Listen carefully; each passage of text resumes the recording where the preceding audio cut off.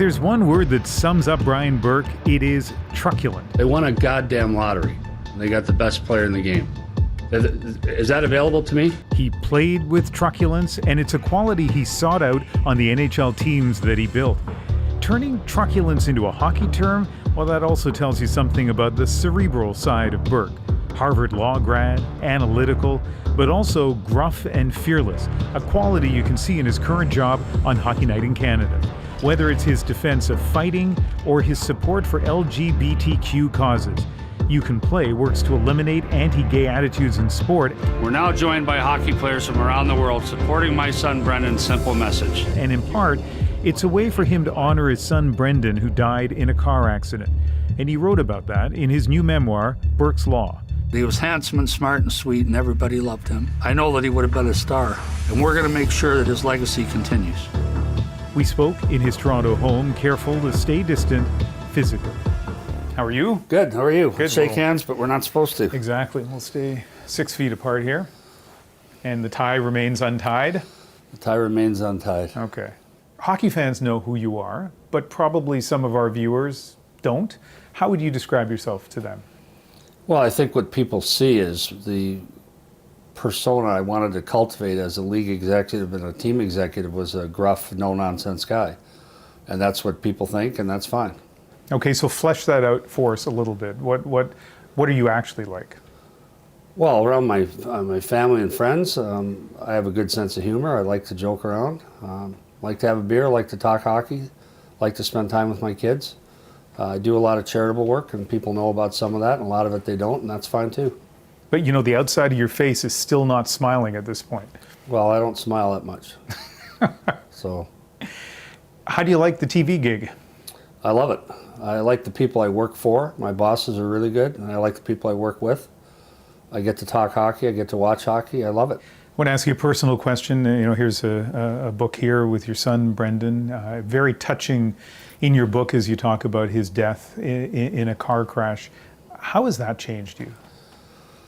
Well, I would say it's made me more empathetic, obviously, and got me involved with the LGBTQ community, which is a great blessing. Other than that, I would say it hasn't changed me much. People around me think it has, but I would say I just tried to soldier on. And in terms of your advocacy, support for the LGBTQ community, no active player has come out, identified themselves as being gay. No doubt there are players who are gay. What will it take to change that? Well, I think people think that the burden of coming out is that the player's worried about how his teammates will perceive him or how the public will perceive him, when in fact, when you talk to people, the battle about coming out is usually based on a close family member that doesn't approve. So your dad might accept you, but his brother might not. And that's the people I've talked to have wrestled with this decision. It's not about sponsorship or endorsements or how your teammates will perceive you. It's much closer to you than that in your family. But from the outside looking in, hockey seems like such a small C conservative place. And in your book, people are threatening, like executives are threatening to fight each other, and it just seems like a really rough kind of place. And I just wonder if that makes it even tougher for a player who's gay to contemplate coming out. Well, I think there's a culture in hockey that would have discouraged a player like that, but I think that's all changed. I really do. I remember talking to my players about it in Toronto, and they're like, the first guy that comes out will be welcomed.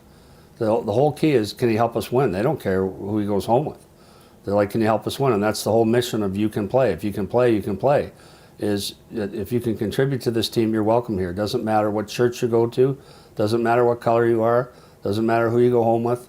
So that's, I think the first player that comes out is going to find great acceptance throughout the league and throughout society. And if he's looking right now, watching this right now, what would you say to him? I always hope the first player that came out on one of my teams, so that, you know, I could make sure it was a safe environment for him.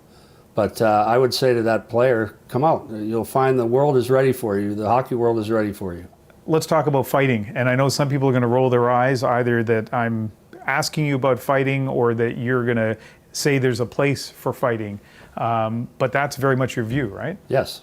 I think there is a place for fighting. I think it keeps accountability in the game.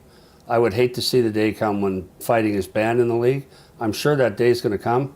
but I hope I'm not around to see it. But I'm old enough and a big enough hockey fan that I always just assumed that fighting would be part of the game.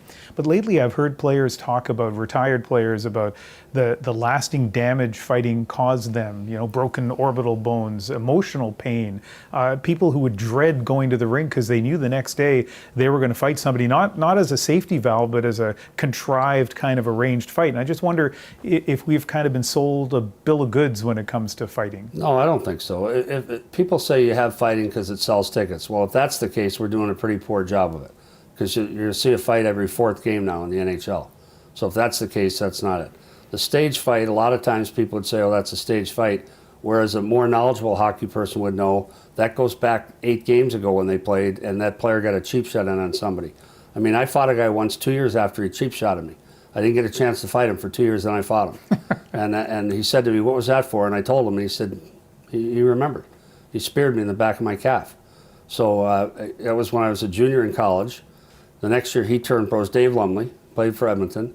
The next year he turned pro, so I played my senior year. And then the next year I was a rookie in the American League, and I fought him the first time I was on the ice with him.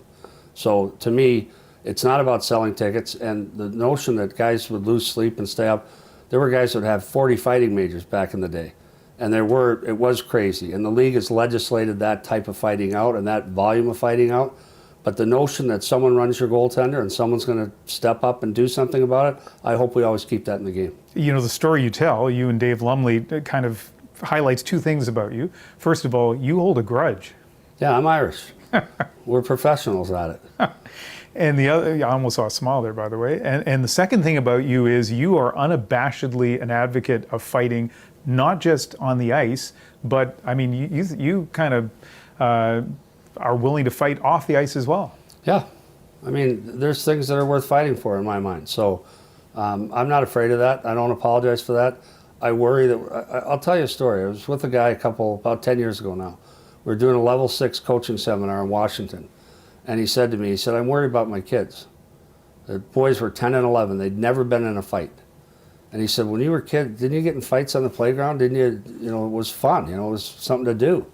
And he said they'd never been in a fight. So these kids now, they look for a grown-up when there's a problem. And we used to just sort it out. And I worry that we're going too far the other way. So for that guy who cultivated this persona of being aggressive and abrasive and truculent, at the end of the book, how should they see you? However they want. I just hope I hope that it wasn't this mission to people to say, I want you to understand me and like me. I don't care if people like me. I've never cared and I never will. I'm not running for office. And as I said in the book, this happens routinely. I'll speak to a group and someone will come up to me afterwards and say, I never liked you, but I do now. And as Jennifer, my ex-wife, used to say, you have a chance to make a friend there. Just say thank you.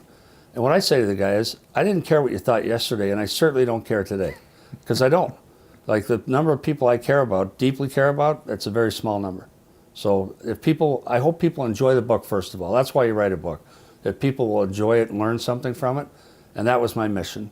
They learned something about hockey, learned something about some of the other aspects of life. But it's certainly not an appeal to, hey, like me more or like me better, because I don't care. I slept great last night. I'll sleep great tonight. Well, I learned some stuff in the book about you and about hockey, and I enjoyed it, so I guess mission accomplished. Great. Thank you. All right. Thank you. Thanks, Ian.